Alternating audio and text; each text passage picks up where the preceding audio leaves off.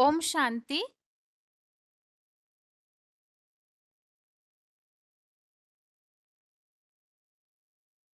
ओम शांति। भगवत गीता श्लोक क्लास में आज 8 प्रश्नों के उत्तर का टॉपिक है, जिसमें से हम 5वें प्रश्न के उत्तर में पतित पावनी गंगा नहीं है तो शंकर के सिर पर विराजमान क्यों है, इस प्रश्न का उत्तर समझ रहे हैं। और इसमें हमने अभी तक भक्ति मार्ग में गंगा की, जो स्थूल गंगा नदी है, उसकी पतित पावनी के रूप में मान्यता किस तरह है उसके बारे में समझा। और गंगा का जो स्थूल जल है वो सूक्ष्म मन बुद्धि सहित आत्मा के पापों को नहीं धो सकता है। इसे समझने के लिए हमने पाप की परिभाषा समझी कि काम क्रोध लोभ ऐसे जो विकारों से ग्रसित आत्माएं हो जाती है, तो ये जो विकार है ये मन में आते हैं। मन पहले पाप करता है, फिर इंद्रियों से पाप होते हैं। तो इसीलिए ही जो अव्यक्त मन है, आत्मा जो सूक्ष्म है, उसके द्वारा शरीर की इंद्रियों से पाप होते हैं, तो आत्मा को स्थूल गंगा जल साफ नहीं कर सकता है।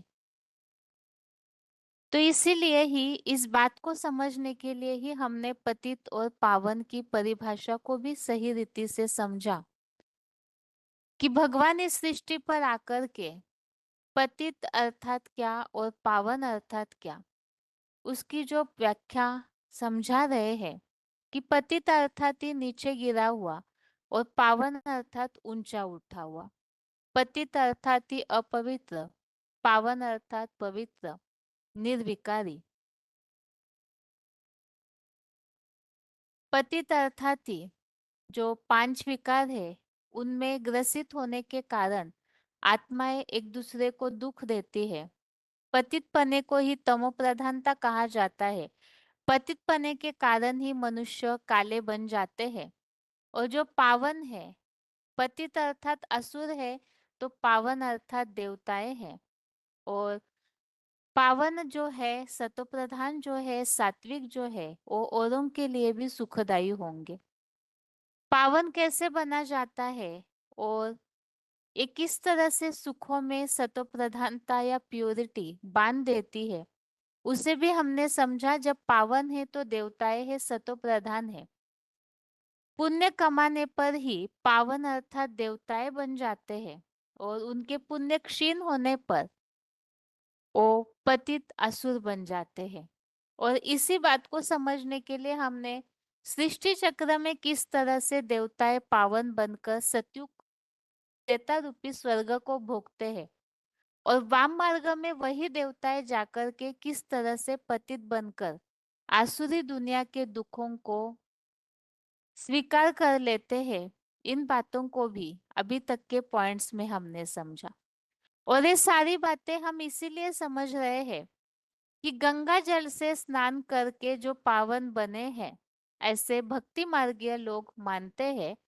तो अगर कोई पावन बनते हैं तो उनकी निशानियां क्या दिखने में आएगी, और जो पतित है उनकी निशानियां क्या दिखने में आएगी, उन सब बातों को अभी तक के क्लासेस में हमने समझा है कि वास्तव में जो पावन बन जाते हैं वो देवता बन जाते हैं।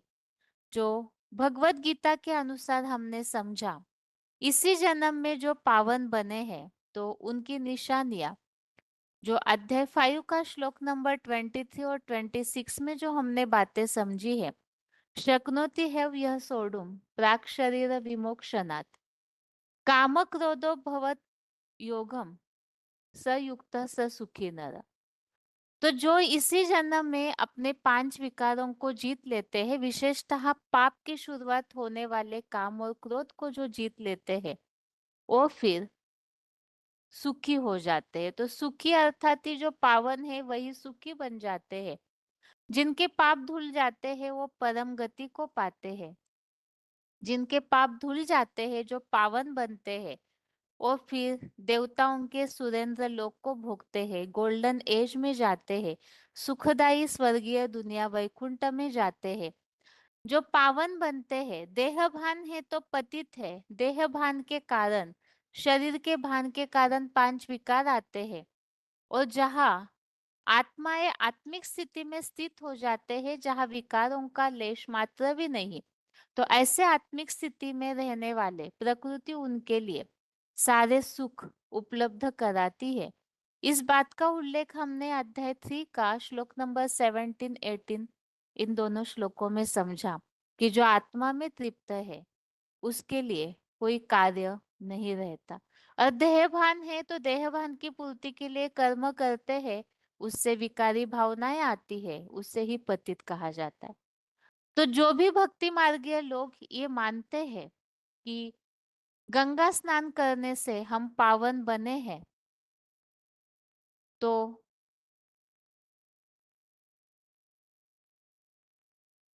जो भी इस तरह से मानते हैं कि हम गंगा स्नान करने से पावन बने हैं,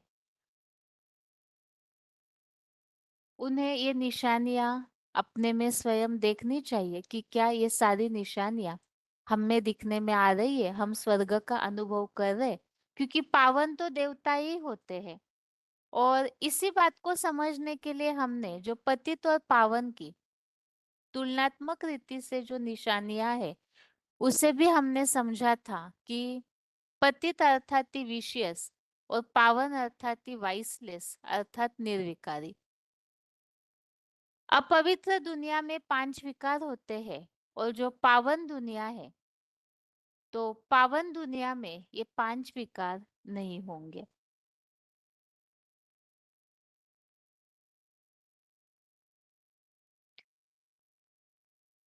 पतित आत्माओं की निशानियों में हमने जिन बातों को समझा था कि रजोगुण और तमोगुण जो है, इससे दुख आता है।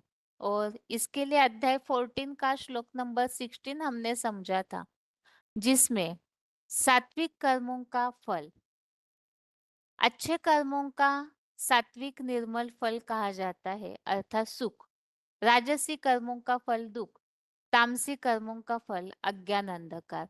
तो ये पतित पने की निशानियां है।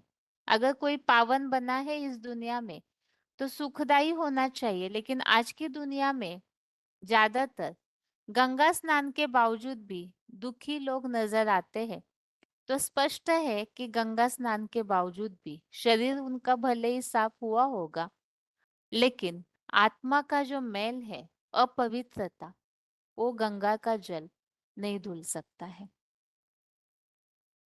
और इसीलिए ही पतितपने की निशानियों के लिए अध्याय 16 में जो बातें बताई है, अध्याय 16 में जहाँ दैव आसुर संपत विभाग योग, तो उसमें दैवी गुणों के लिए भी बताया है और आसुरी गुणों के लिए।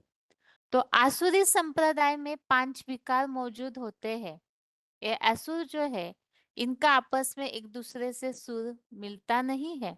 और ऐसे असुर जो है पाखंड, घमंड, अभिमान, क्रोध, कठोरता, बेसमझी, ऐसे राक्षसी संपत्ति से जन्म लेने वालों के ये सारे गुणधर्म बताए हुए हैं।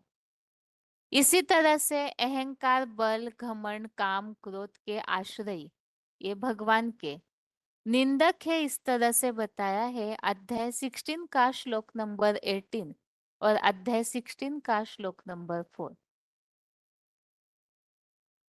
तो ये जो विकारी भावनाएं है, पतित है तो बंधन में है, पावन है तो निर्बंधन है।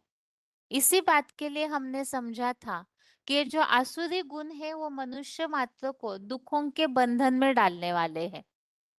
मनुष्य जो है वो विकारी होते हैं, पांच विकारों से अभिभूत हो जाते हैं, अर्थात प्रभावित हो जाते हैं, तो दुखदाई हो जाते हैं। स्वराज्य में थे आधा कल्प तक, और आधा कल्प तक पराये राज्य रावण राज्य में रहे।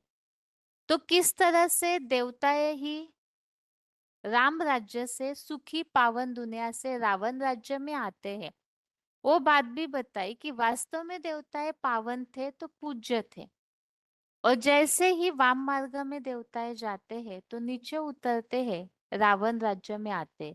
और रावण राज्य में आना अर्थात रावण को जिस तरह से 10 मुख दिखाए जाते हैं, तो 5 विकार जो भरे हुए रहते हैं सभी मनुष्य मात्र में, और 5 प्रकृति के तत्व जिससे मनुष्य शरीर बनता है, तो उस 5 तत्वों से भी अधीन अर्थात अपने देह के भान के अधीन रह जाते हैं। तो ये सारे विकार जो है, विकारों का ही बंधन जो है दुख का बंधन है। इसीलिए बताया है जो भोगी है वो जीवन बंध में है, और योगी है तो निर्बंधन है। तो जैसे कि भगवत गीता में अध्याय 16 में काम क्रोध लोभ, ये सारे ही नरक के 3 द्वार बताए गए हैं। ये जो द्वार है यही मनुष्य को नरक में ढकेलते हैं, अर्थात ही विकारी भावनाएं ही दुखों का बंधन है और ये नरक का बंधन है। नरक कोई अलग से, जैसे भक्ति मार्गीय लोग सोचते हैं कि इस धरती के नीचे कहीं पाताल है, वहां नरक लोक होता है। ये बात नहीं है, बल्कि मनुष्य अपने संस्कारों से पूरी तरह पतनशील हो जाते हैं, इस तरह से गिरते हैं कि मानवीयता रहती नहीं है उनके अंदर। और इसका कारण है इस गिरावट का विकारी भावनाएं। इन विकारी भावनाओं के कारण ही वो नरक, नर जो करे सो नरक, जैसे इस पॉइंट में बताया है VCD 2574, नर नराते हैं रहते हैं अंदर से, अंदर अंदर गुस्सा आता रहता है, कामेशु क्रोधेशु होते रहते हैं, उनको नर कहा जाता है। तो नर नरक बनाता है। और जब से काम विकार शुरू हुआ, काम अग्नि जो है ये मनुष्यों को इस तरह से घेर लेती है, जिस कारण से नरक में ढकेला जाता है। स्वर्ग में तो देवताएं पावन थे और सतो प्रधान थे, और फिर सतो रजो तमो में आकर के अभी नीचे पड़े हैं। पावन देवताएं ही पतित विकारी बनते हैं तो स्वर्ग से नरक अर्थात मृत्यु लोक में आ जाते हैं। सतयुग में पावन सतो प्रधान श्रेष्ठाचारी देवी देवताएं थे। अब वो देवताएं कहाँ गए? तो वो जन्म मरण के चक्र में आते आते नीचे गिरते गिरते तमो प्रधान बने हैं। द्वापर से रावण राज्य शुरू हो जाता है तो विकारी संबंध आ जाता है। जैसे जैसे कर्म ऐसा ऐसा फल, देवताएं वाम मार्ग में चले जाते हैं।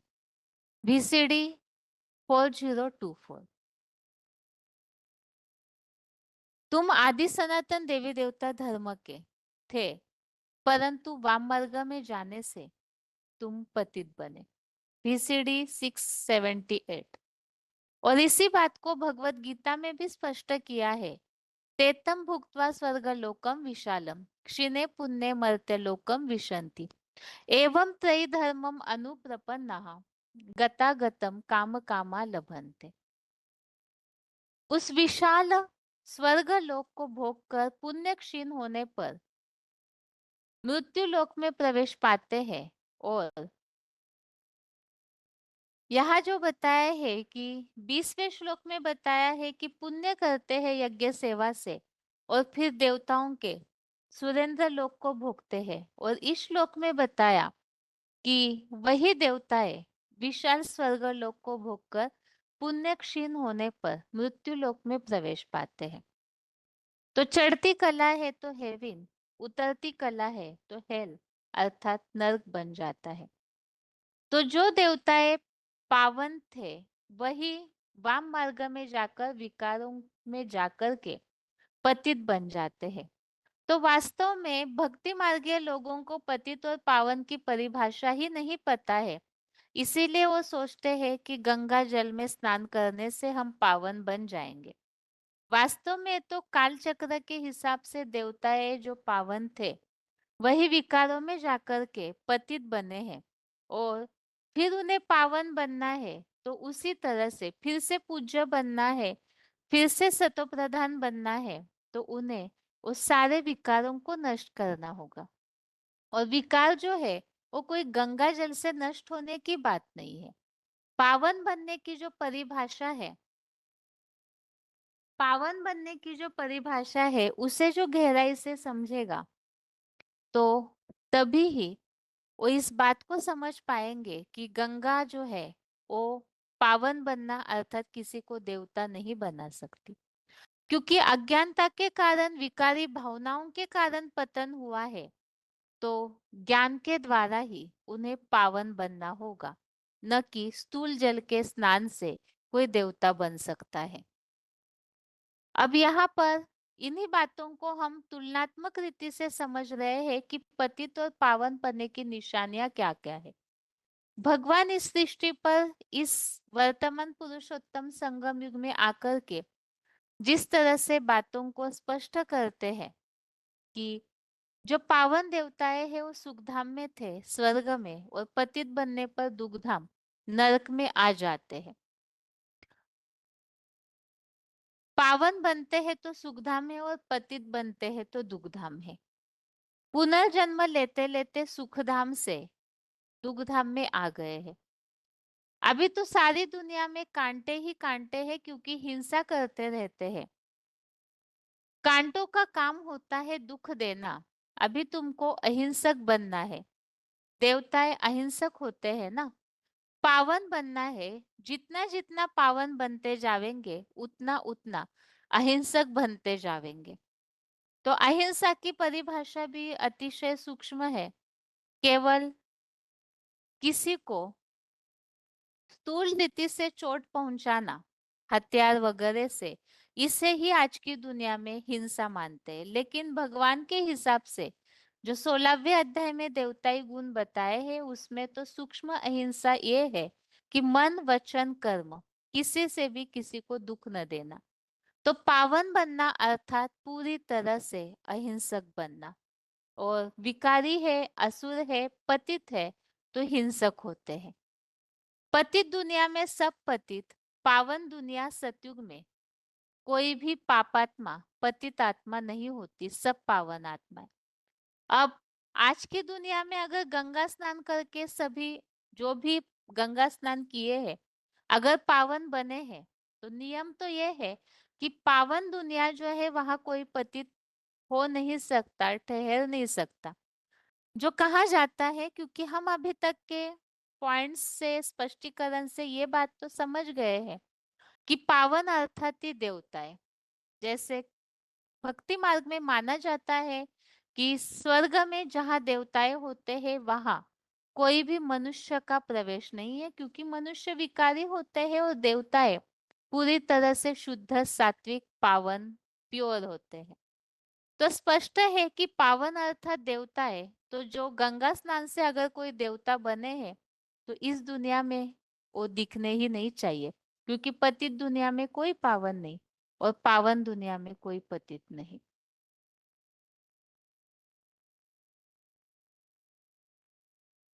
पावन है तो शिवालय में है, पतित है तो वेश्यालय में है।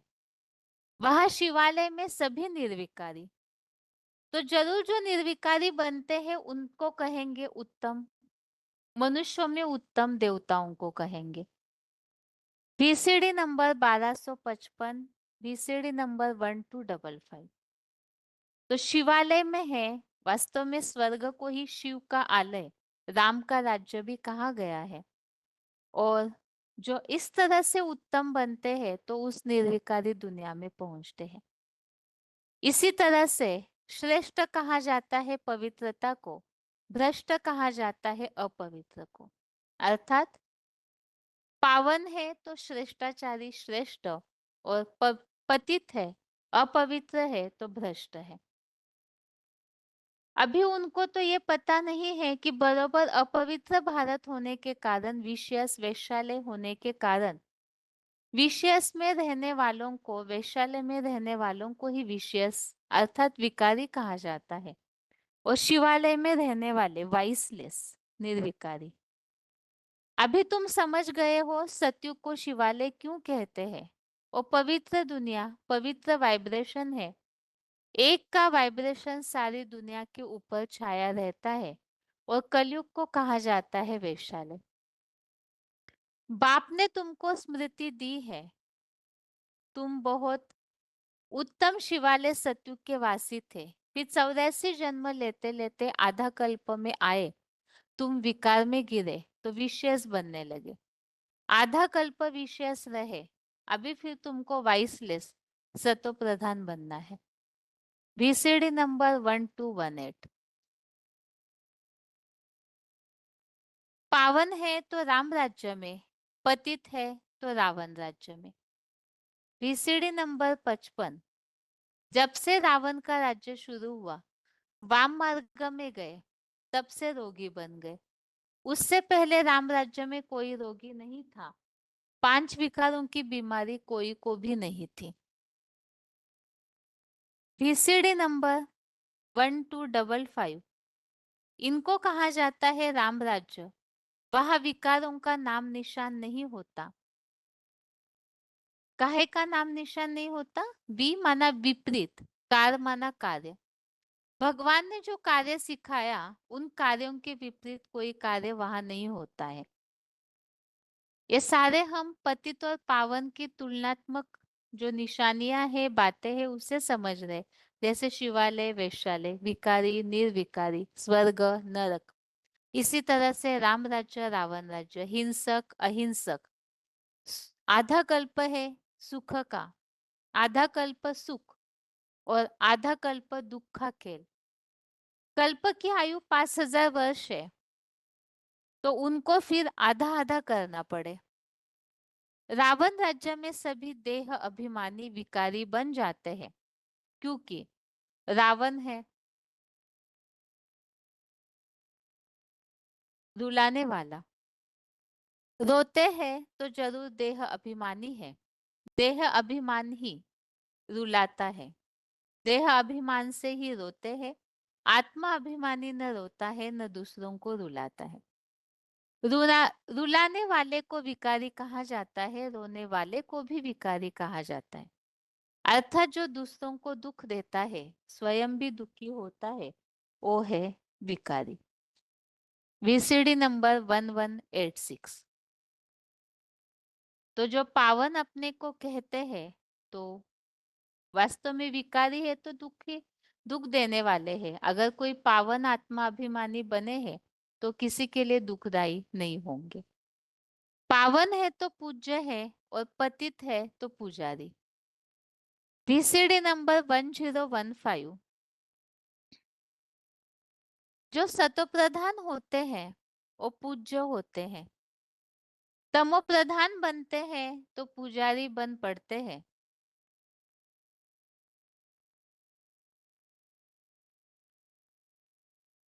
जब वाम मार्ग में जाते हैं तो काले बनते हैं। अगला पॉइंट है इसी VCD का 1015। जब आत्मिक स्थिति वाले थे तो पूज्य थे। स्वस्थिति में स्थित थे, देवता थे। स्वर्ग में थे तो पूज्य थे। फिर द्वापर में क्या करते हैं? द्वापर युग में स्वर्ग तो होता ही नहीं, आत्मिक स्थिति किसी की होती नहीं, तो क्या करते हैं? वही देवताएं जो पूज्य थे, आत्मिक स्थिति वाले थे, स्वस्थिति वाले थे, वो पर चिंतन में आ जाते हैं, पर से प्रभावित हो जाते हैं। रावण देहधारी गुरुओं से प्रभावित हो जाते हैं। जब प्रभावित हो जाते हैं तो जड़ मूर्तियों की पूजा करते हैं। अगला पॉइंट है VCD नंबर 176। आपे ही पूज्य आपे ही पुजारी कौन बनते हैं? जो देवता बनते हैं वो पूज्य बनते हैं, क्योंकि देवताएं पहले पुरुषार्थ संपन्न होने से पहले पुजारी थे। फिर जब पुरुषार्थ संपन्न होता है तो देवताएं बन जाते हैं। वही देवता जब नीचे गिरते हैं द्वापर से, फिर पूजा करने लग पड़ते हैं, तो जो पूज्य बनते हैं वही पुजारी बनते हैं। VCD number 1780। तुम तो देवताएं थे, अब तुम देखो तुम पूरे असुर बन गए। ये है चक्कर। हम देवताएं पूज्य, हम सो असुर पुजारी। हम सो का अर्थ भी बताया है। तो यहाँ किस तरह से पावन ही पतित बनते हैं, अर्थात पूज्य देवताएं जो थे पूजनीय, वो फिर पतित अर्थात पुजारी बन जाते हैं।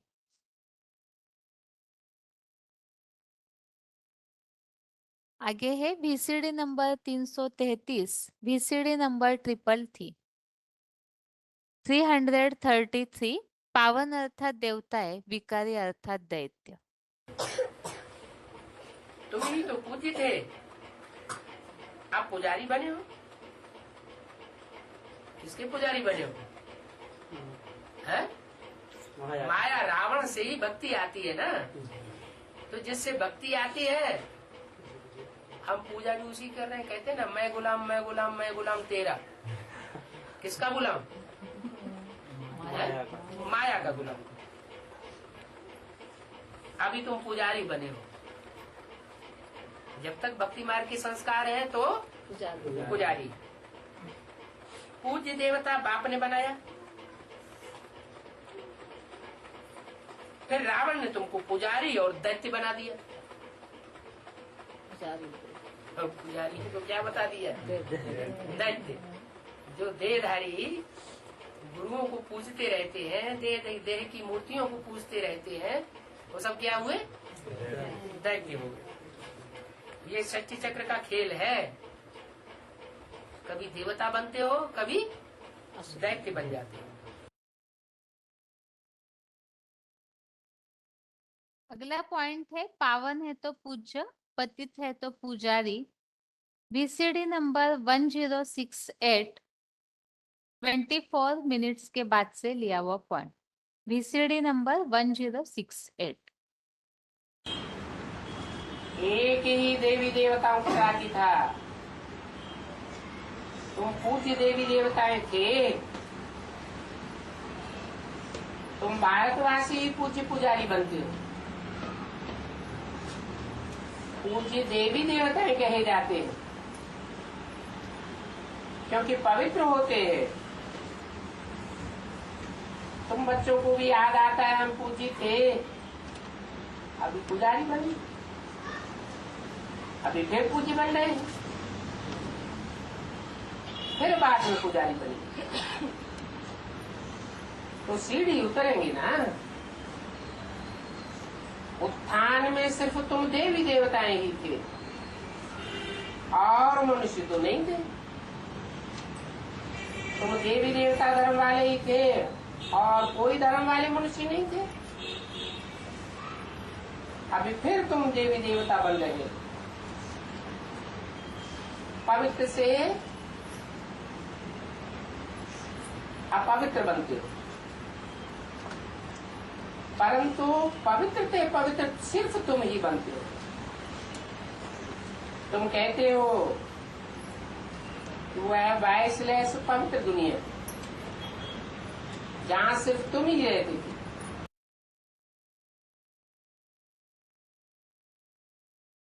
अगला पॉइंट है, पावन देवताएं ही पतित बने तो हिंदू कहलाते हैं। VCD नंबर 1214, 1 घंटा 6 मिनट, 1 आवर 6 मिनट्स के बाद से लिया हुआ पॉइंट। पावन देवताएं ही पतित बने तो हिंदू कहलाते हैं।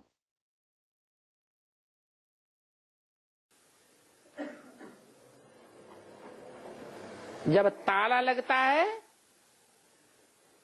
तो विकारी पतित बनते जाते हैं।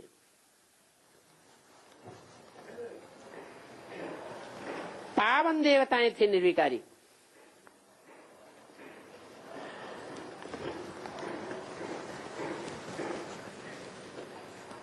देवताएं विकारी थे या निर्विकारी? निर्विकारी थे, दैवी गुणों वाले थे। फिर रावण राज्य में देवताएं पतित बन जाते हैं। फिर अपन को हिंदू कह देते हैं। पतित बनने पर हिंदू कह देते हैं या पहले ही पतित बन जाते हैं तो अपन को हिंदू कह देते हैं। अब हिंदू धर्म तो है ही नहीं। देवताएं पवित्र थे, अभी अपवित्र होने के कारण अपन को देवी देवताएं नहीं कह सकते। इसको कहा जाता है कर्म भ्रष्ट और धर्म भ्रष्ट। कर्मेंद्रियों से जो कर्म करते हैं वो भी कैसे करते हैं? भ्रष्ट कर्म करते हैं। और जो धारणाएं धारण की हुई है मन बुद्धि के अंदर, वो धारणाएं भी कैसी हो गई? भ्रष्ट धारणाएं धारण कर ली है। वहां कर्म कर्म हो जाते हैं सतयुग में, नई दुनिया में, और यहां कर्म विकर्म बन जाते हैं। विकर्म माने जो भगवान की श्रीमत है कर्म करने की, उनके मुकाबले विपरीत ही कर्म होते हैं, सुकर्म नहीं होते। तो वो होती है श्रेष्ठाचारी दुनिया, और अभी है भ्रष्टाचारी दुनिया।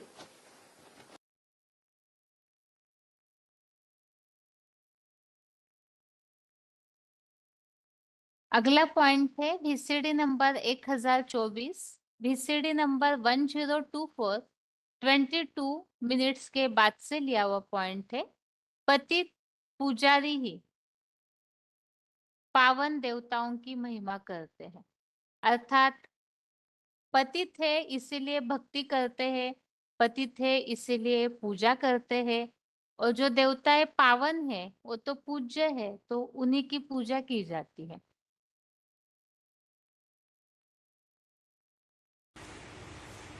वहां नई दुनिया में सभी कुछ नया ही नया होगा।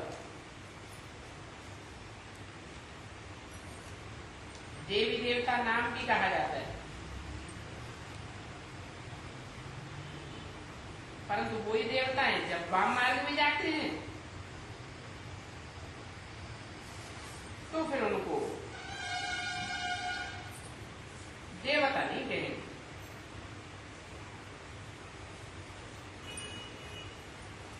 क्यों? क्योंकि बाया मार्ग माने उल्टा मार्ग, उल्टे मार्ग में जाते हैं तो उल्टे कर्म करते हैं, उनको फिर देवता कैसे कहेंगे?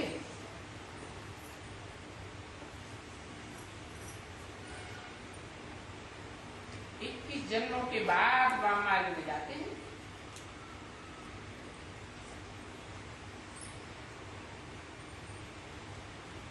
आठ कला से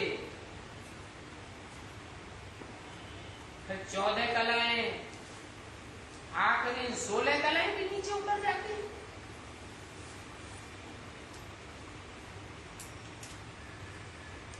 सिर्फ उनका पवित्रता की जो निशानी है वो देवता नहीं कह सकते। कोई भी ऐसे नहीं कहेंगे कि हम उनकी वंशावली के हैं।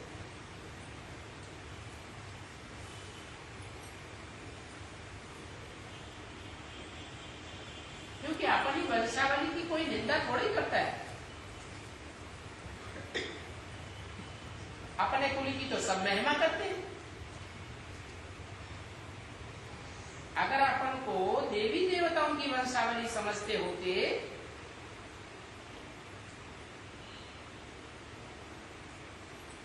तो फिर जरूर देवताओं की महिमा करते। फिर अपनी निंदा क्यों करते हैं? भूले हुए हैं कि हम देवी देवता के कुल के हैं। मैं जब गाते हैं तो जरूर देवताओं को पवित्र और अपने को अपवित्र नीचे पापी समझते हैं। अभी बाप ने समझाया है कि पहले तुम ही पवित्र थे, फिर आप पतित बने हो। पुनर्जन्म लेते लेते पतित बन गए। जो भी पावन थे वो फिर पतित जरूर बनते। जो पहले पहले नंबर में शुरू में पावन था वो ही फिर अभी पतित बने।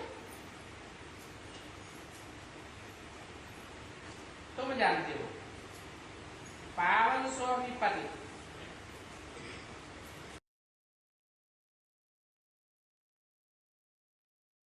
अगला पॉइंट है VCD number 1268, VCD number 1268, 19 minutes के बाद से लिया हुआ पॉइंट। पावन है तो देवता है डबल ताजधारी, पतित बनने पर विकारी है। तो जैसे राजाओं को तो सिंगल ताज दिखाया जाता है, लेकिन देवताओं के पास तो डबल ताज दिखाया जाता है। तो पावन है तो डबल ताजधारी। मंदिर में देवताओं के आगे जाकर गाते थे हम पाप आत्मा हैं, कामी हैं, क्रोधी हैं, लोभी हैं, आप सर्वगुण संपन्न हो। हम निर्गुण आ रहे हैं। तो बच्चों में तो कोई विकार होते ही नहीं है। बड़े होने से फिर संग का रंग लगता है तो कैरेक्टर्स बिगड़ जाते हैं, अब गुण आते जाते हैं। शुरू में ही कैरेक्टर्स खराब हो जाते हैं। खराब कैरेक्टर्स वाले अच्छे कैरेक्टर्स वालों के आगे माथा टेकते हैं, क्योंकि वो पावन है और वो खुद पतित। तो देखो पवित्रता में और अपवित्रता में कितना फर्क है। पवित्रता की निशानी भी है डबल सिरताज। वहां कोई ऐसे लाइट का ताज नहीं होता है और न वो ताज देखने में आता है। ये सब समझने की बातें हैं। लाइट को प्योरिटी कहा जाता है। तो वो ताज देख करके समझा जाता है ये प्योरिटी वाला है। इम्प्योरिटी वालों को भी ताज है, परंतु वो स्थूल ताज होता है। वो होता है कलयुग में, और ये प्योरिटी का ताज होता है सतयुग में। इम्प्योरिटी का ताज द्वापर से शुरू होता है।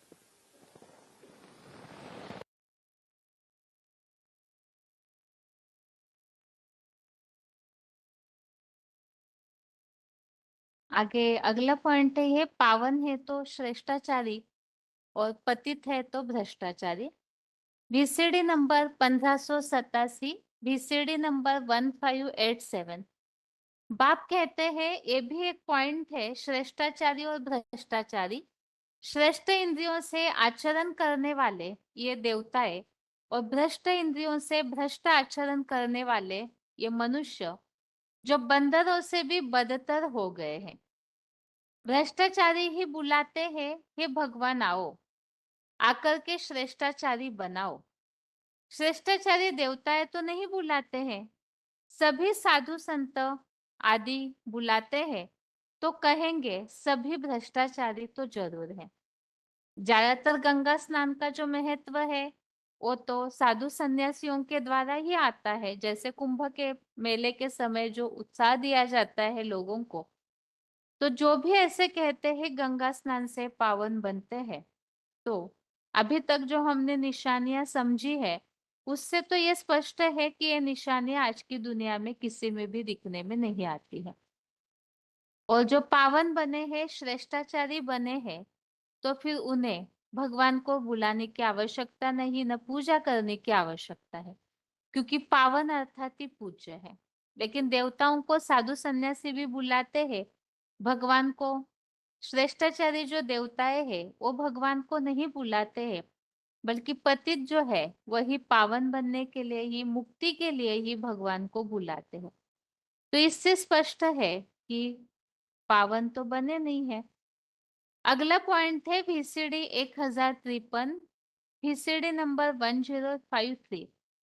कलयुगी दुनिया में तो बहुत गंद लगा पड़ा है, खान पान आदि सभी भ्रष्टाचारी है।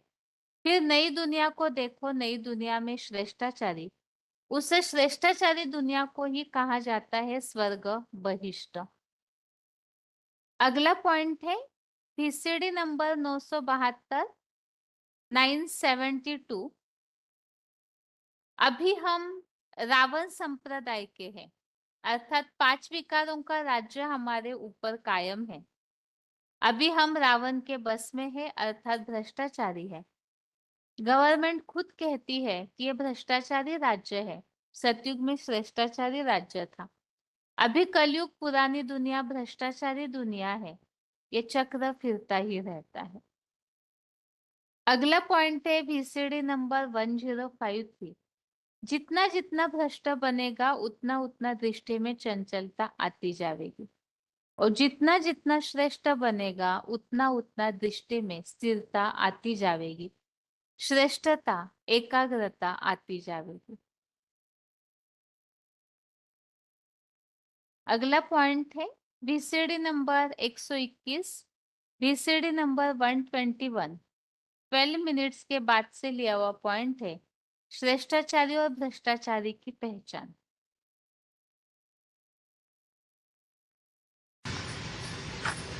तुम भारतवासियों ने वर्षा लिया था, काहे का वर्षा लिया था? सतयुगी स्वराज्य का वर्षा लिया था। अभी स्वराज्य का वर्षा हम ले रहे हैं। स्वराज्य क्या होता है? स्व के ऊपर राज्य, स्व की कर्मेंद्रियों के ऊपर राज्य, मन बुद्धि संस्कार के ऊपर कंट्रोलिंग पावर। तो अभी तुम स्वराज्य का वर्षा ले रहे हो, फिर रावण राज्य होने से तुमने वर्षा गवाई दिया। एक की समझाने से तुम वर्षा लेते हो और अनेकों की समझाने से वर्षा गवाई दी।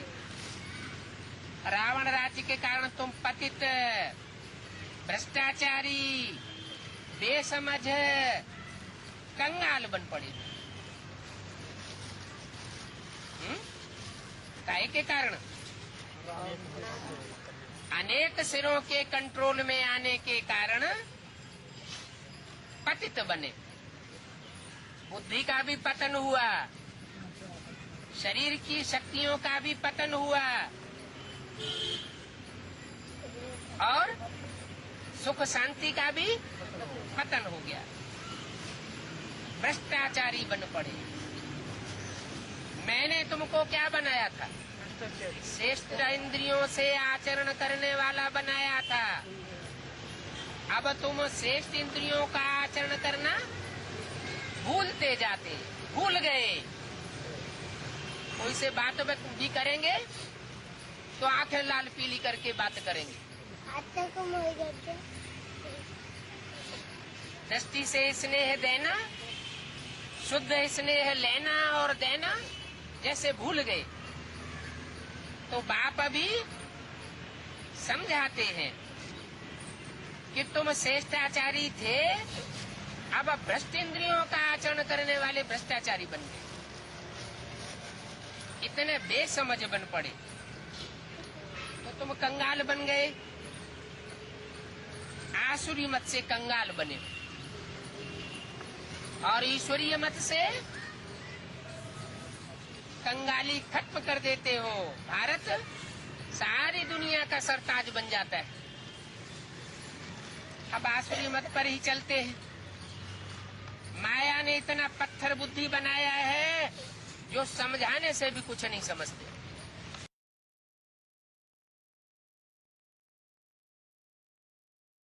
आगे तुलनात्मक रीति से जो हम पतित और पावन बनने की निशानियां समझ रहे थे, तो अभी तक के टॉपिक में इस बात को तो हमने समझा, पावन बनना अर्थात देवता और पतित है अर्थात विकारी है, जिसे भगवत गीता में असुर राक्षस संप्रदाय कहा है। और जैसे मुरलियों में शिव बाबा रावण संप्रदाय भी कहते हैं। तो पावन है तो राम राज्य में है, पतित है तो रावण राज्य में है। इसी तरह से पावन है तो गोरे और पतित है तो काले। Audio number 81। काम चिता पर बैठने से काले बने, अब ज्ञान चिता पर बैठ गोरे बनते हैं। गोरे काहे से? ज्ञान, जानने से गोरे और अज्ञानता से काले। Audio number 179 P. जंग उतारने की मेहनत है, जिसे योगाग्नि कहते हैं। अग्नि से पाप भस्म होते हैं, तुम पवित्र हो जाएंगे। कामचिता को भी अग्नि कहते हैं और योगाग्नि को भी अग्नि कहते हैं। कामाग्नि में जल करके काले बन गए और योगाग्नि में जलकर गोरे बन जाएंगे। अब बाप कहते हैं गोरा बनो, यह बातें तुम ब्राह्मणों के सिवाय कोई की बुद्धि में नहीं बैठ सकती। ये बातें न्यारी है। न्यारापन बताया। कामाग्नि में काले होते हैं और योगाग्नि में जलने से गोरी हो जाती है आत्मा। यहाँ इस पॉइंट में ये बताया है कि न्यारापन क्या बताया है, तो दोनों अग्नि, तो कामाग्नि से काले और योगाग्नि में जलने से आत्मा गोरी हो जाती है। अगला पॉइंट है VCD नंबर 1078। ज्ञान चिता पर बैठने से गोरे कैसे बनेंगे? चिता में क्या होता है? अग्नि होती है। ये भी ज्ञान अग्नि है, योग अग्नि है। अग्नि में खाद वाला सोना डाला जाता है तो सोना भी शुद्ध हो जाता है। वो स्थूल अग्नि है और ये ज्ञान और योग की सूक्ष्म अग्नि है। इस ज्ञान अग्नि में, इस योग अग्नि में आत्मा को हर समय प्रैक्टिस कराते रहेंगे तो आत्मा गोरी बन जाएगी, पवित्र बन जाएगी। तो अभी तक पूरा हम पतित और पावन बनने की निशानियों को समझ रहे हैं। और जो पावन है तो गोरे है, पतित है तो काले हैं। पतित कैसे बने? काम अग्नि में जलकर काले। विकारी बने तो काले बन गए, क्योंकि आत्मा में जब विकारी भावनाओं का मेल विचारों में समाहित हो जाता है, विकार व्यर्थ भावनाएं, यही संकल्पों का काला खून है जिसका प्रभाव आत्मा का शरीरों पर पड़ता है, तो काले बन जाते हैं।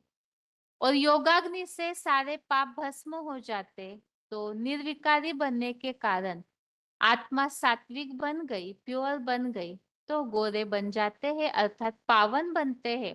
तो गोरे अर्थात देवताएं जो बिल्कुल सात्विक और आकर्षक दिखाए जाते हैं। तो इसीलिए ये अगले पॉइंट में यहाँ बताया है कि किस तरह से आत्मा गोरी बन सकती है। क्योंकि भक्ति मार्ग में तो माना जाता है गंगा स्नान से ही आत्मा पावन बन सकती है, लेकिन वास्तव में गंगा स्नान तो स्थूल जल वो शरीर साफ करेगा, आत्मा को नहीं। और अभी तक के इतने लंबे टॉपिक से हमने बहुत अच्छी तरह से इस बात को समझा है। आत्मा अर्थात मन बुद्धि के विचारों को पावन बनाना है, शुद्ध करना है। तो आत्मा में अगर पूरी तरह से शुद्ध सात्विकता आएगी, विचार पूरी तरह से निर्विकारी बन जाएंगे, आत्मिक स्थिति वाली आत्मा बन जाती है, तो वो आत्मा गोरी पावन है। अब कैसे गोरा बने, इसके लिए यहाँ स्पष्ट किया है। ज्ञान चिता पर बैठने से गोरे कैसे बनेंगे? चिता में क्या होता है? अग्नि होती है। ये भी ज्ञान अग्नि है, योग अग्नि है। अग्नि में खाद वाला सोना डाला जाता है तो सोना भी शुद्ध हो जाता है। वो स्थूल अग्नि है और एक ज्ञान और योग की सूक्ष्म अग्नि है। इस ज्ञान अग्नि में, इस योग अग्नि में आत्मा को हर समय प्रैक्टिस कराते रहेंगे तो आत्मा गौरी बन जावेगी, पवित्र बन जावेगी। अब जैसे हमने समझा कि वास्तव में भक्ति मार्ग में सभी भगवान को बुलाते हैं, हे लिबरेटर, मुक्तिदाता आओ, ताकि हमें दुखों से मुक्त करो, पापों से छुड़ाओ। इसीलिए ही भगवान के लिए जो गायन है पतित पावन के रूप में, जो पतितों को पावन बनाते हैं, तो इसीलिए ही भगवान को बुलाते हैं। अब भगवान के द्वारा किस तरह से आत्माएं पावन बनती है, तो भगवान के द्वारा जो ज्ञान दिया जाता है, एक ज्ञान जो है वो अग्नि है, योग भी अग्नि है। जैसे विकारों की अग्नि से सभी काले बन जाते हैं, पतित हो जाते हैं, मैले हो जाती है आत्मा, ऐसे ही ज्ञान और योग की अग्नि, इससे आत्मा जितना जितना अपने विचारों को, मन बुद्धि रूपी आत्मा को ज्ञान योगाग्नि में तपाएंगे, ज्ञान की पराकाष्ठा हो अर्थात प्रैक्टिकल जीवन में धारणा, और योग अग्नि अर्थात भगवान से ऐसी अव्यभिचारी याद, तो जिससे आत्मा के ऊपर का जो मैल है, विकारी भावनाओं की जो कट चढ़ी है, वो पूरी तरह से साफ हो जाती है। और जब पाप भस्म हो जाएंगे ज्ञान योग अग्नि से, आत्मा गौरी बनकर पवित्र बन जाएगी। अभी इसी के लिए पॉइंट, पावन सतो प्रधान गोरे और पतित तमो प्रधान काले, ऑडियो नंबर 378, 29 मिनट्स के बाद से लिया हुआ पॉइंट।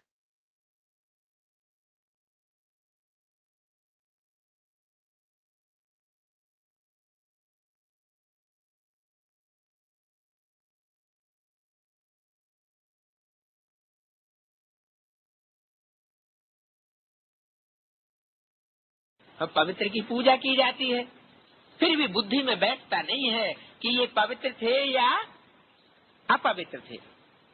देवताएं वाम मार्ग में गए तो काले बन पड़े, ये कहाँ की बात बताई है? देवताएं वाम मार्ग में गए तो काले बन, द्वापर युग से देवताएं वाम मार्ग में गए, संघ के रंग में आ गए। किसके संघ के रंग में आ गए? इस्लामी और मुस्लिम, जो भी विदेशी धर्म हैं, विभिचारी धर्म हैं, ब्रह्मचर्य को महत्व देने वाले धर्म नहीं हैं, उनके संग के रंग में आ गए। वो सब वाम मार्ग की डालियां हैं, तो उनकी भी पूजा करते रहते हैं। जो देवताएं वाम मार्ग में गए तब काले बन पड़े थे। मनुष्यों को तो कुछ भी पता नहीं है, कब हम पूज्य थे, कब पुजारी बने। 84 जन्मों का हिसाब किताब किसी की बुद्धि में नहीं है। पहले पूज्य सतो प्रधान, फिर 84 जन्म लेते लेते तमो प्रधान पुजारी बन पड़ते हैं। पहले पूज्य होते हैं, सतो प्रधान होते हैं। रघुनाथ मंदिर में काला चित्र दिखाते हैं। दूसरा पेज, अर्थ उनका भी कुछ नहीं समझते। अभी तुम बच्चों को बाप बैठ समझाते हैं, ज्ञान चिता पर बैठ गोरे बनते हो, काम चिता पर बैठ काले बन पड़ते।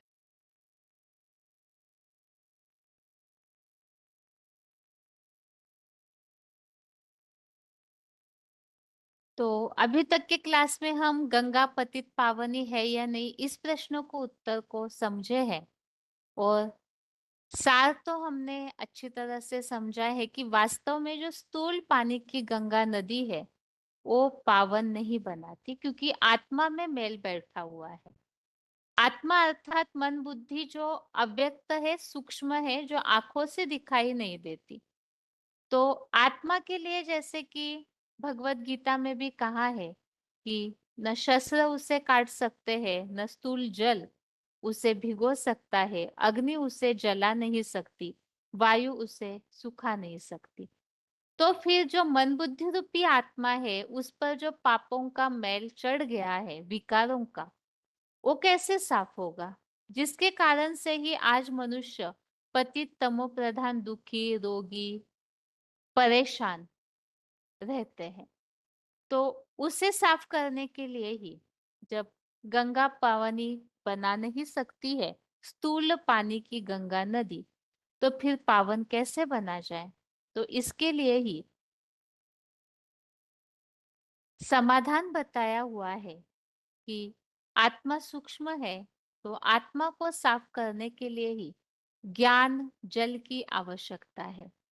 भगवान की याद और ज्ञान का जल जो स्वयं भगवान देते हैं इस सृष्टि पर आकर, उसी के द्वारा ही आत्मा का मैल साफ हो सकता है और आत्मा पावन बनकर स्वर्ग की दुनिया में पहुंच सकती है।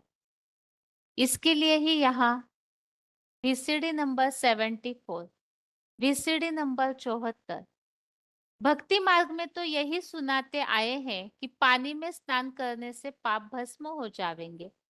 क्या?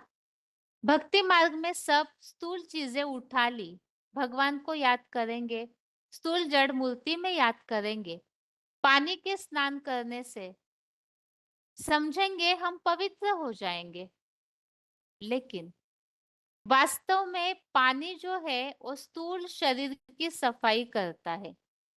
स्थूल जल, स्थूल शरीर साफ होगा, स्थूल जल से स्थूल शरीर साफ होगा, अर्थात जो शरीर हम सभी को अपना दिखता है, औरों का भी दिखता है, पानी भी दिखने की चीज है, तो उससे स्थूल शरीर साफ होगा। जो आत्मा है उसकी सफाई के लिए ज्ञान जल चाहिए। स्थूल जल से काम नहीं चलेगा। कौन सा जल चाहिए? सूक्ष्म जल। सूक्ष्म जल है ज्ञान जल। तो वो ज्ञान जल हमारे पापों को भस्म करने की शक्ति रखता है। अगर उस ज्ञान को हम अपने जीवन में प्रैक्टिकल धारण करें, तो ज्ञान स्नान करने से हमारे पाप भस्म हो सकते हैं। परंतु पानी से पावन बन न सके। अगर ऐसे होता तो पतित पावन बाप को क्यों याद करते? अगर पानी से ही पवित्र बन जाते तो दुनिया पवित्र बन गई होती। तो फिर द्वापर से कलयुग नहीं आता, पापी युग। इसका मतलब है कि पानी के स्नान करने से नीचे गिरे या ऊपर उठे? नीचे गिरे। पतित पावन बाप को क्यों याद करते हो? जरूर पतित पावन बाप ही आकर के हमको ज्ञान सुनाकर पतितों से पावन बनाते हैं। तो इसीलिए ही इस पॉइंट से तो बिल्कुल उत्तर स्पष्ट है कि आत्मा को अगर शुद्ध करना है, जो पापी है, बन चुकी है, पतित काली बन चुकी है, तो उसके लिए ही ज्ञान जल की आवश्यकता है। और वो ज्ञान जल अनेकों का नहीं, बल्कि एक भगवान के द्वारा ही जो ज्ञान जल आता है। क्योंकि इसमें भी गलतफहमी हो सकती है कि दुनिया में आज कई सारे साधु संत है, सत्संग है, उनके द्वारा भी अलग अलग प्रकार के भक्ति मार्गीय जो ज्ञान है वो दिए जाते हैं। तो उसे ही ज्ञान समझेंगे। वास्तव में ज्ञान अर्थात समझ। ज्ञान जो है वो अंधश्रद्धा नहीं सिखाएगा। ज्ञान जो है वो भक्ति में भटकना नहीं सिखाएगा। और ज्ञान जो है वो एक का ज्ञान, एक भगवान का ज्ञान जिन्हें मिल जाता है, तो उन्हें कहीं भी भटकना नहीं पड़ेगा। जिसके लिए ही भगवत गीता का अध्याय 2 का श्लोक नंबर 46 में जो बात आई हुई है, यावान अर्थ उदपाने सर्वतः संप्लुतोदके तावान सर्वेषु वेदेषु ब्राह्मणस्य विजानतः। तो इस श्लोक में इस बात को स्पष्ट किया हुआ है, जैसे चारों ओर से लबालब भरे हुए बड़े मानसरोवर के होने पर जितना प्रयोजन पोखरे में रह जाता है, उतना ही प्रयोजन विशेष ज्ञानवान ब्राह्मण का सब वेदों अर्थात ब्रह्म वाक्य रूपी मुरलियों में रह जाता है, अर्थात साक्षात भगवान द्वारा जब सत्य ज्ञान मिल जाता है तो वेद आदि पढ़ने की जरूरत नहीं रहती है।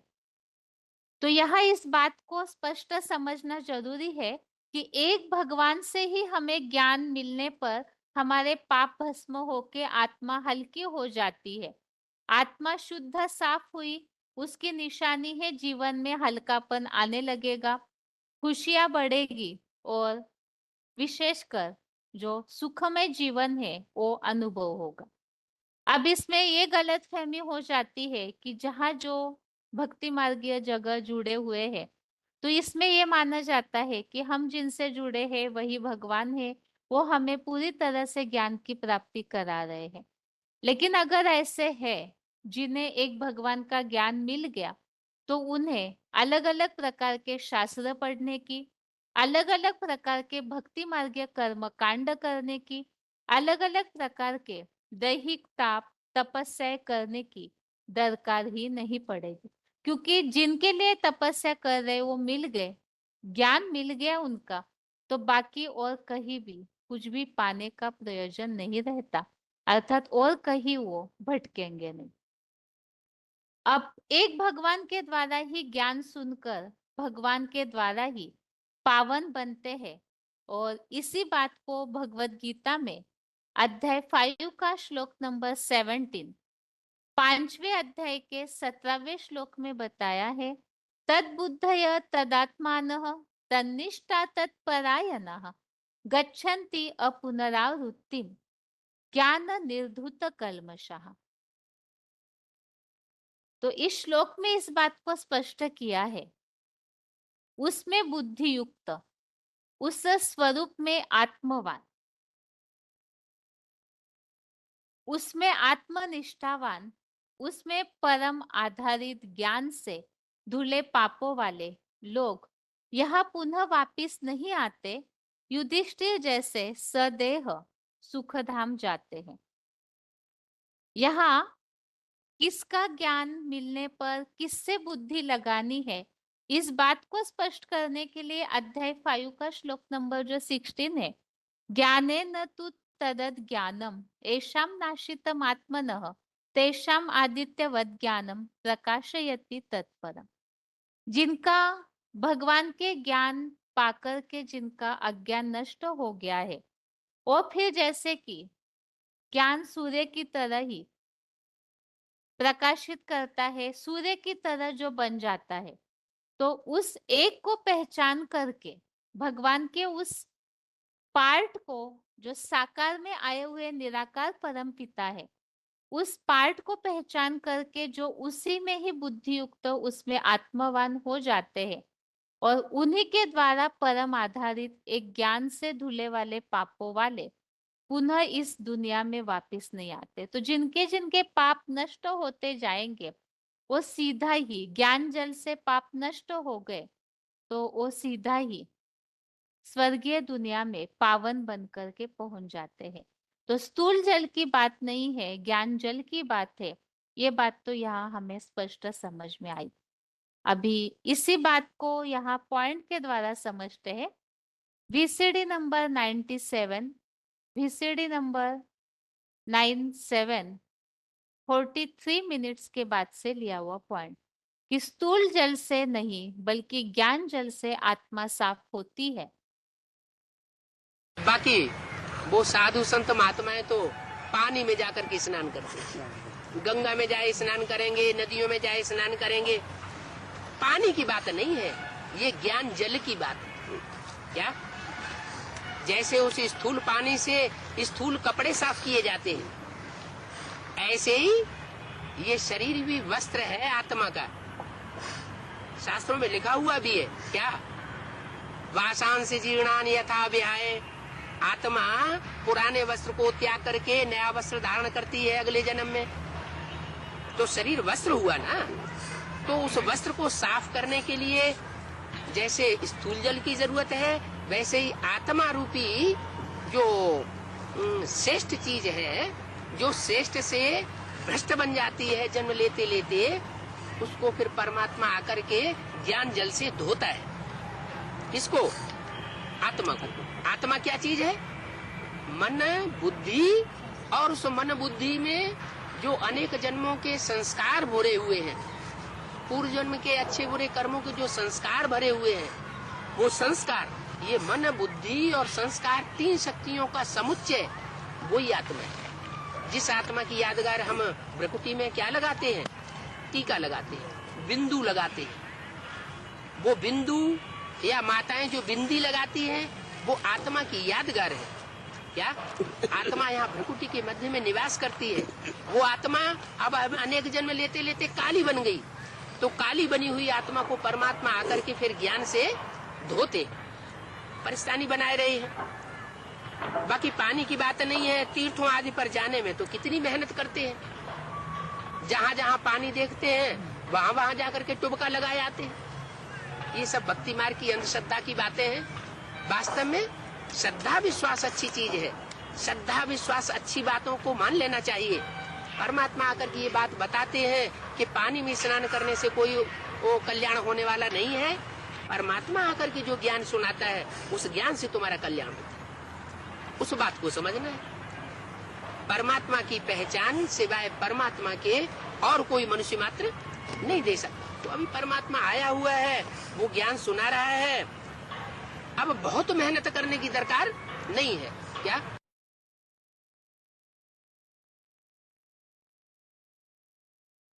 अगला पॉइंट है, भगवान के ही ज्ञान जल की बात है, स्थूल जल की नहीं।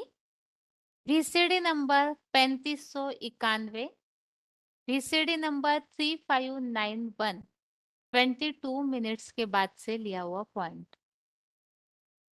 ज्ञान जल से ही आत्मा साफ होती है, तो वो भगवान का ही ज्ञान है जिससे ही आत्मा साफ हो सकती है। देहधारियों से भी नहीं, और ना ही स्थूल जल से आत्मा साफ हो सकती है। अभी तो सीख गए ना बच्चे, याद करो तो तुम्हारा पाप कट जाएगा। हाँ? क्योंकि मुझे पतित पावन कहते हैं, कहते हो ना। और अभी तो गंगा को भी कभी पतित पावनी नहीं कह सकते। क्यों? क्योंकि वो तो पानी की गंगा है ना। पानी का मंथन करने से कोई मक्खन थोड़ा ही निकलेगा। और मैं तो क्या हूँ? ज्ञान का सागर हूँ। ज्ञान को तो दुग्ध कहा जाता है ना। ज्ञान का दूध भी होता है। तो मंथन करेंगे तो मक्खन निकलेगा, सार निकलेगा। सार को फिर अमृत कहा जाता है। तो अभी तो समझ गए है कि गंगा को पतित पावनी क्यों नहीं कहेंगे? क्योंकि गंगा क्या करेगी? अरे ये गंगा, ये जमुना, ये कितने कितने नाम रख दिए। तालाब है, कुएं हैं, कैनाल है, वगैरह वगैरह। अरे ये तो ढेर के ढेर हैं। ढेरों से ज्ञान आता है क्या? ज्ञान माने जानकारी। काय की जानकारी? झूठ की जानकारी नहीं, सच्चाई की जानकारी। तो वो सच्चाई की जानकारी देने वाला तो एक सत्य बाप है ना। उसी का सत्य संग कहा जाएगा ना, है कि ढेरों मनुष्य गुरुओं का सत्य का संग कहा जाएगा, सत्य संग। तो मैं तो एक हूं ना। तो मैं तो एक ही आकर के है सच्चा ज्ञान दे करके सर्व की सदगति करता हूं। तो यहाँ जैसे कि हमने समझा, एक भगवान के ज्ञान से ही आत्मा के जो पाप है वो धुल जाते हैं, और इसे ही भक्ति मार्ग में और जो माना जाता है कि भगवान ही सबका मुक्तिदाता है, लिबरेटर है, सबका सदगति दाता भी है। तो पावन बनना अर्थात जैसे कि अभी सभी आत्माएं पतित है, विकारी है, पतनशील है, काले बने हुए, भ्रष्टाचारी है, वेश्यालय में है। तो ये सारी बातें जो हमने समझी पुजारी है, तो इन सबसे परिवर्तन होना है तो ऊपर उठना है। और इसीलिए ही भगवान को सदगति दाता कहा है, जो दुखों से मुक्ति करते हैं। मनुष्य आत्माएं अभी दुर्गति में पड़ी हुई है, दुष्ट गति है। मन बुद्धि की विचार धारा जो है उसमें विकारी भावनाएं ही बहती रहती है। तो यह है दुष्ट गति, इसीलिए पतित है, शक्ति क्षीण होती है। तो इसीलिए दुखी, रोगी, परेशान रहते हैं। और जैसे ही भगवान के ज्ञान से आत्मा शुद्ध सात्विक बनती जाएगी, क्योंकि मन बुद्धि रूपी आत्मा में अभी विकारी भावनाएं चल रही है, दुष्ट संकल्प चलते हैं, दूसरों को दुख देने के संकल्प चलते हैं विकारों के कारण।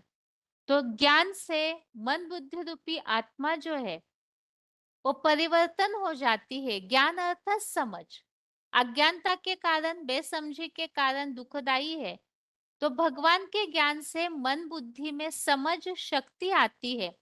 तो ज्ञान की पराकाष्ठा जितनी जितनी बढ़ेगी, मन बुद्धि में ज्ञान की धारणा, विचारों में, बुद्धि के निर्णय शक्ति में जितनी होती जाती है, तो भगवान के इस ज्ञान से मन बुद्धि रूपी आत्मा पूरी तरह से शुद्ध सात्विक बन जाती है, साथ में भगवान की याद से। और ऐसी सात्विक आत्मा जब बन जाती है तो उसे ही भगवान के ज्ञान से ही सद्गति होती है। तो भगवान को सद्गति दाता कहा जाता है। और ऐसी सद्गति होते होते आत्माएं पावन बन जाती है। और पावन बनना अर्थात हमने समझा था स्वभाव संस्कारों का परिवर्तन। स्वभाव संस्कारों का परिवर्तन होना अर्थात मन बुद्धि रूपी आत्मा पूरी तरह परिवर्तन हो जाना। देवताई संस्कारों को, आसुरी संस्कार विकारों को छोड़कर देवताई संस्कार अर्थात निर्विकारी भावनाओं को अपने में धारण करना। तो ये भगवान के ज्ञान का तरीका है परिवर्तन करने का। इसीलिए ही भगवत गीता में कहा हुआ है, नहीं ज्ञाने न सदृशम पवित्रम इह विद्यते। तो भगवान के ज्ञान से ही और पवित्र इस दुनिया में कोई भी नहीं, एक भगवान ही एवर प्योर है। तो उनके द्वारा जो ज्ञान आता है वो प्योर ज्ञान है, जिससे आत्माएं सात्विक बनती है। तो आज के क्लास में हमने इस तरह से गंगा पतित पावनी नहीं है, बल्कि भगवान के ज्ञान से ही आत्मा पावन बनती है, इस बात को समझा। अब फिर प्रश्न ये आता है कि अगर गंगा का जल पावन नहीं बना रहा है, भगवान जो सद्गति दाता पतित पावन कहे जाते हैं, तो फिर गंगा का गायन इस तरह क्यों है कि गंगा पावन बनाती है। और इसी गंगा नदी को महादेव की जटाओं पर क्यों दिखाया गया है। और भक्ति मार्ग में ये जो कहानी बन गई है कि गंगा जो है महादेव की जटाओं से धरती पे जब उतर आती है, तो सारी धरती के कल्याण के लिए और फिर धरती को पावन बनाने या धरती का कल्याण करने लगती है। तो जब स्थूल जल से पावन कोई बनता ही नहीं है, तो फिर ये धरती पे गंगा का अवतरण, महादेव की जटाओं पर गंगा, इन सब का क्या रहस्य है, उसे हम अगले हफ्ते के क्लास में समझते हैं। बाकी आज के लिए गंगा पतित पावनी, ये जो टॉपिक हम 5वें प्रश्न का उत्तर समझ रहे थे, वो यहाँ तक ही पूरा करते हैं। ओम शांति।